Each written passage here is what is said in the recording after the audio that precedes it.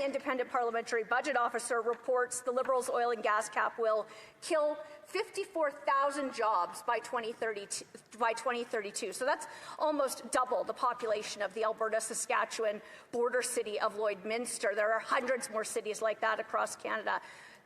That number of jobs to be lost in 6 years because of this cap, a cut of $21 billion from Canada's GDP. The cap will shrink Alberta's GDP by 4.5% and the rest of Canada's economy by 1%. It'll cause $191 billion in lost activity in Alberta and $91 billion in the rest of Canada. So why should this matter to Canadians in every part of the country? Well, here's why. Because the oil and gas sector contributes 7.7% of Canada's GDP. It's still Canada's top export despite the damage they've done.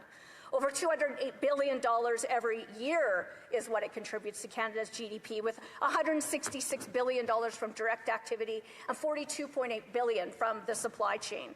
It supports over 446,000 direct and indirect jobs, more than 10,800 Indigenous jobs. Nearly 900,000 Canadians depend on the sector through spin-off or induced job creation. These are also not easily replaceable minimum wage jobs, since the average compensation for an oil and gas worker is nearly twice the national average for goods-producing sectors. Now, Alberta employs 54% of the supply chain workers, but BC, Ontario, and Quebec together account for over a third of those jobs. That means this cap threatens jobs, paychecks, and government revenue from Vancouver to Montreal and everywhere where oil and gas is produced, from Fort St. John to St. John's and St. John.